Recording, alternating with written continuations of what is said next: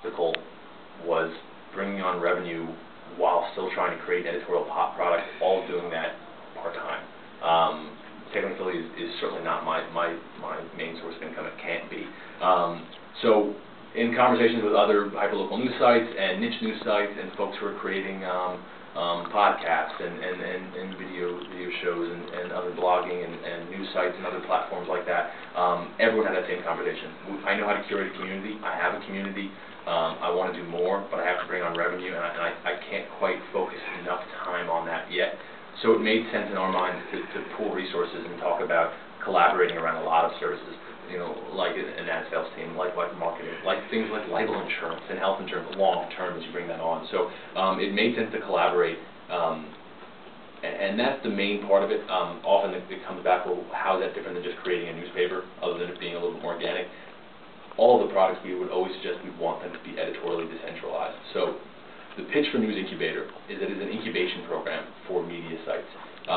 You maintain your editorial identity, but your business plan gets curated, developed, and put into place with a lot of experienced folks, and you pool resources to make that happen. So your City Hall coverage is probably going to get funded differently than NeasePhilly.com covering Northeast Philadelphia, because those are very different audiences. News Incubator would help develop those business plans, just like any other incubation program, like Dream would, but you keep editorially decentralized. So that's the pitch. It was initially a pitch for the Night News Challenge, but it's certainly now just a conversation we're trying to put out there, because we think this is how you're going to create that next generation of news, and in our minds, the next generation of news is a dozen or more niche news sites that have pooled their back-end resources but maintain editorial independence. So it's very much a pitch. It does not exist, although we're always looking for folks to reach out to us at technicallyphilly.com, because we're spearheading kind of the conversation. If you have a niche news site and you want to talk about partnering in a lot of these things, reach out to us, because we want to see how we can do this on our own. All right, and where can people reach you? Sure. So newsincubator.com is certainly the web platform. There's certainly contact there. Chris at technicallyphilly.com if you'd like to be direct as much, but technicallyphilly.com certainly is a platform that has all that. All right, so Lloyd, we're going to segue just to talking about some of the technology innovations and advancements for 2009. Chris, we talked about smartphones a little bit. Tell us about the Ponji phone, the Ponji phone. The Pong, and I won't pretend to know a great deal of it more than this, because it's a conversation that got caught up apparently in some folks. I haven't heard it a great deal. It's a startup that I don't know much more than it's apparently some sort of cover that would, in this case, go over an iPhone, and it's meant to kind of reduce, I guess, some radiation. As we talked about earlier, when cell phones first started getting in the mainstream in the mid-90s, there was this every other 2020 show was about how the radiation is going to ruin your brain. That really hasn't necessarily come to fruition as much as we scared everyone into thinking in 1993, but there's still, I think, always some fear there. So I think it's the Pong. It's just a coverage that I guess some FCC trials have shown that it does reduce at least some of what is emitted, but it certainly wasn't. I don't think it was nearly as widely commented on as a lot of other technology stories, but an interesting one. Well, I found mind-boggling is that the tablet computers.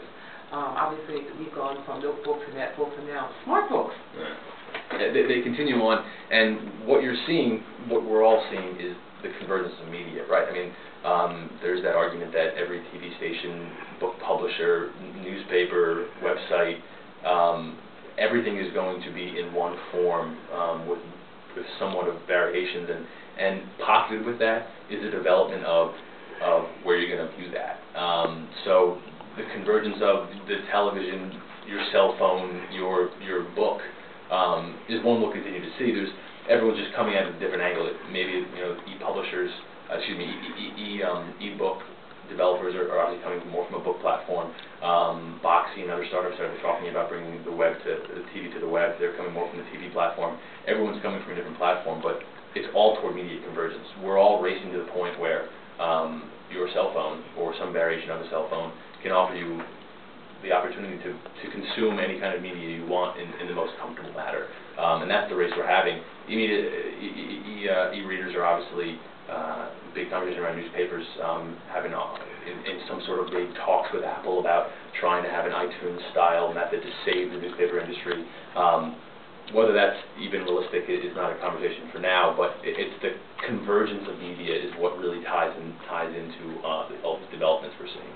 And Lloyd, I know you can probably speak to all the way from Atlanta, cloud computing. Yeah, cloud computing is